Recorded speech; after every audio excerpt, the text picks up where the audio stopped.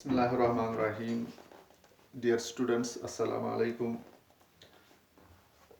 Class 7th, subject science, 27th of May 2021. Topic from fiber to fabric. इसके questions हमें करने हैं. You must be familiar with the following rhymes. आपने पिछले क्लासों में, छोटी क्लासों में आपने कुछ राइम्स पढ़ी होंगी, like baa baa black sheep have you any wool, और दूसरी है Mary had a little lamp whose fleece was as white as snow. आपके जहन में अभी भी ये मौजूद होंगी. अब उन राइम्स को मद्देनजर रखते हुए आपको चंद सवालों के जवाब देने होंगे. ए पार्ट है इसका. Question number 1, A part. Which parts of the black sheep have wool? Which parts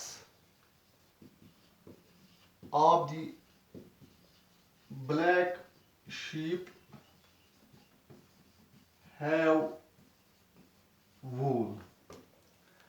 black sheep जो होता है उसके जिस्म पर किस जगह वूल पाया जाता है? हेयर कहां पे, उसकी बॉडी पर कहां पर मौजूद होता है? इसका जवाब क्या होगा? The whole body of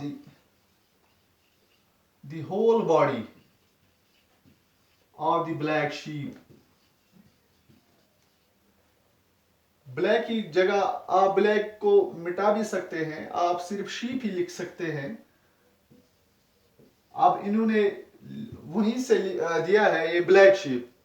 हालांकि ब्लैक शीप ही वूल नहीं देता है, बल्कि शीप चाहे वो ब्लैक हो या वाइट हो या ब्राउन हो, वो सारे वूल हमें फराहम करते हैं. अब इसने लिखा है, हमें भी मजबूरन लिखना पड़ेगा. The whole body of the black sheep have wool except, मगर इसकी जिस्म पर दो जगह ऐसी हैं जहां पे बाल नहीं होते हैं.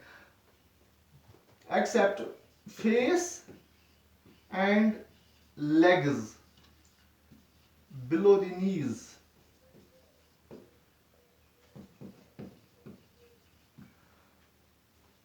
एक तो इसके फेस पर वूल नहीं पाया जाता है, और इसकी नीज, इसकी टांगे जो होती हैं, यानी कठे पे बोन कुन छने एमस ये वूल आसान कहीं.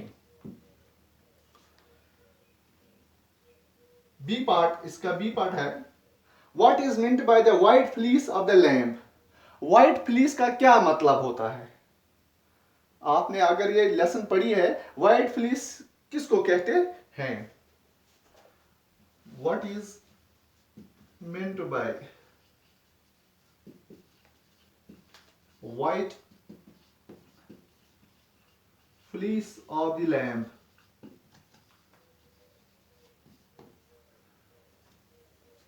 white fleece जो lamb means यही sheep. white fleece का क्या मतलब होता है? white fleece means, ये इसका आंसर है. white fleece means white hair of the lamb. white fleece का मतलब होता है सफेद बाल जो लैम्ब के ऊपर होता है, white fleece. अगर ये black fleece होता तो इसका मतलब क्या था? फिर उसका मतलब काले बाल. लेकिन यहां पे दिया गया है white fleece. White fleece means white hair जो इसके जिस्म पर मौजूद होता है. अब question number 2.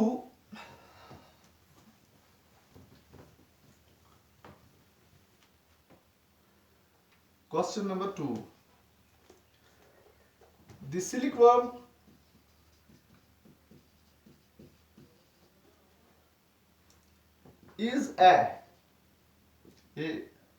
is a part a caterpillar,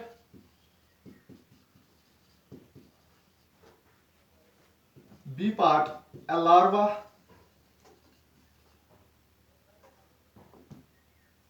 Choose the correct. Choose the correct option.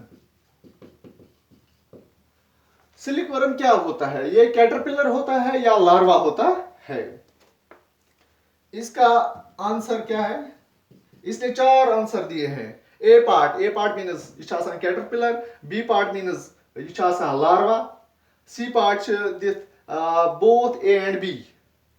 C part से जवाब आना यह हसा कैटरपिलर ते आसान यह हसा लार्वा ते आसान. D part से वनान neither A nor B. यह हसा सिल्क वर्म न आसान कैटरपिलर तो न आसान लार्वा. लेकिन इसका सही जवाब है third part, both A and B.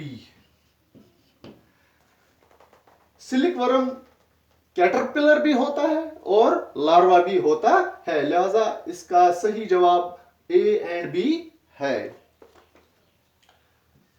तीसरा question, which of the following does not yield wool? Which of the following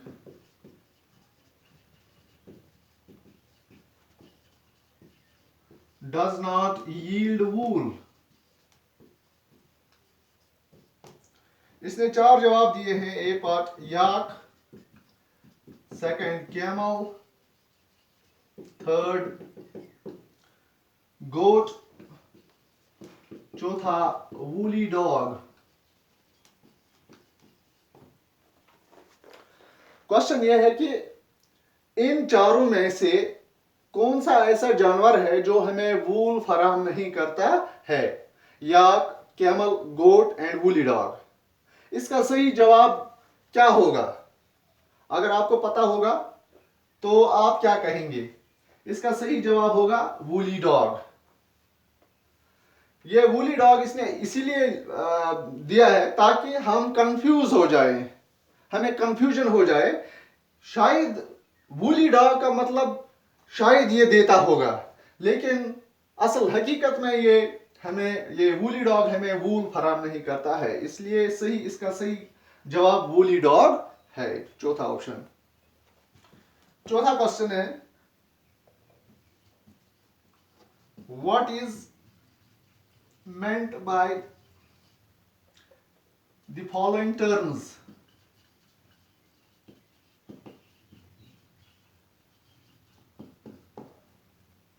इसमें 3 पार्ट्स दिए हैं. What is meant by the following terms? rearing, sharing और सेरिकल्चर. पहले हम rearing किससे कहते हैं? rearing क्या गो? The keeping of sheep for obtaining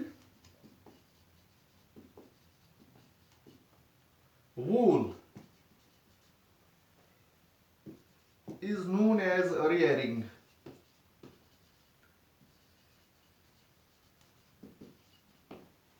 Keeping of sheep for obtaining wool is known as rearing. तीर रशिंग वूल हासिल करना खतर तथ अमले rearing. दूसरा पार्ट है इसका शेयरिंग. शेयरिंग क्या गो? The trimming or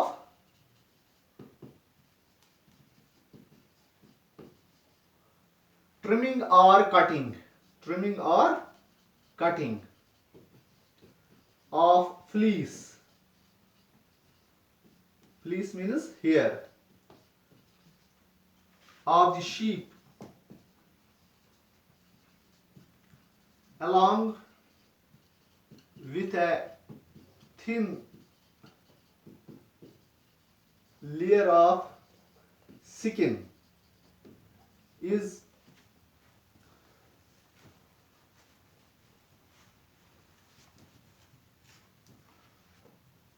known as shearing.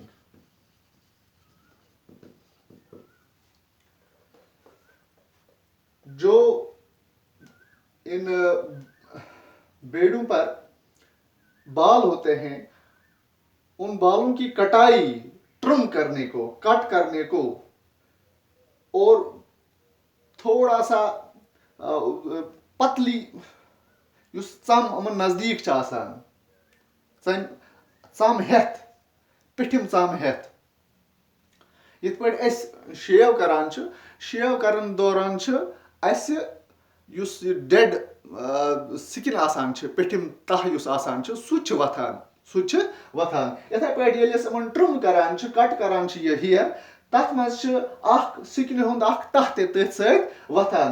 अथ अमली छ वनान यह हसा गो शेयरिंग। इसके बाद sericulture, 3 parts in sericulture.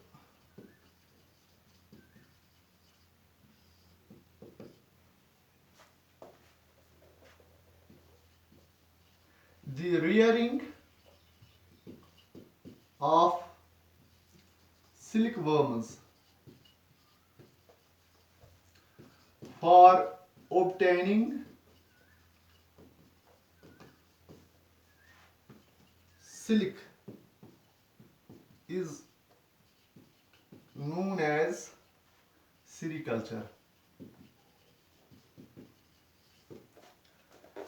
Silk worms रखने को, पालने को, यानी गोस किन रचिन पालन किन खतर for obtaining silk is known as sericulture. उस अमल को सेरिकल्चर कहते हैं। सेरिकल्चर सिल्क वर्म्स के पालने को, रखने को, ताकि हमें सिल्क फराहम हो जाए, उससे सेरिकल्चर कहते हैं। इसके बाद छठा क्वेश्चन है, 6th question, the hair on the skin of sheep, yak एटस्ट्रा from which wool can be obtained.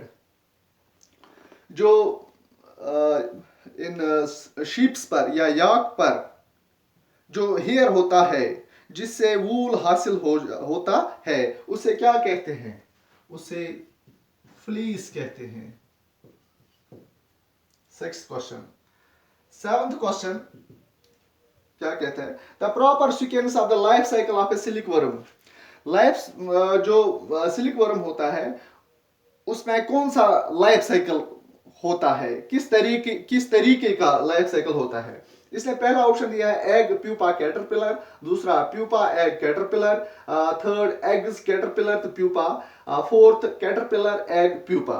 इसका सही जवाब सी पार्ट है, जिसमें पहले आता है एग्स, उसके बाद कैटरपिलर, उसके बाद pupa. 8th question, which of the following disease is caused due to wool industry. Wool industry, wool की सन्नत इंडस्ट्री जो होती है, उसमें जो मुलाजिम काम करते हैं, उन्हें कौन सी बीमारी होने का अंदेशा होता है, खदशा होता है? उनमें एक बीमारी होती है, उस बीमारी का नाम एंथ्रैक्स। इसने 4 ऑप्शन दिए हैं, टाइफाइड, कॉलरा, टेटनस, एंथ्रैक्स, लेकिन इसका सही जवाब डी पार्ट है, एंथ्रैक्स। उन बेचारों में एंथ्रैक्स की बीमारी लग जाती है। Question number 9। अब हमने प्रोसेसिंग ऑफ वूल पढ़ा है। प्रोसेसिंग ऑफ वूल में चंद स्टेप्स हैं, उसमें 5-6 स्टेप्स आते हैं, लेकिन उन स्टेप्स इसने 2 स्टेप्स दिए हैं। फॉर एग्जांपल इसने ऐसे दिया है शेयरिंग, फिर खाली दिया है, और उसके बाद सॉर्टिंग, फिर उसने फिर से ब्लैंक दिया है, और फिर ब्लैंक, और उसके बाद फिर ब्लैंक दिया है। अब हमें ये blanks, fill in the blanks भरने हैं इसके। शेयरिंग के बाद जब हम इसके बाल काटते हैं, बाल काटने को शेयरिंग कहते हैं। उसके बाद स्कोरिंग, यानी उन बालों को अब हम धोते हैं, सुखाते हैं, उसको स्कोरिंग कहा जाता है। उसके बाद सॉर्ट किया जाता है। सॉर्ट का क्या मतलब होता है? सॉर्ट का मतलब होता है कि जो हार्ड बाल होते हैं उन्हें हम अलग रखते हैं, जो सॉफ्ट बाल होते हैं उन्हें हम अलग करते हैं। उसके बाद क्या करते हैं हम? Picking of birds. Picking of birds, छोटे छोटे जो इसमें बर्न्स होते हैं, पतले पतले बाल जो होते हैं उन्हें हम निकालते हैं। उसके बाद अप्लाइंग डाइज, उसके बाद हम रंग देते हैं, अप्लाइंग डाइज। उसके बाद स्ट्रेटनिंग, स्ट्रेटनिंग यानी हम उन्हें फैलाते हैं और उसी के साथ कॉम्बिंग करते हैं, और रोलिंग इनटू यार्न, और उसके बाद हम उसे यार्न में रोल करते हैं। आज के लेक्चर में इतना ही। अस्सलाम वालेकुम।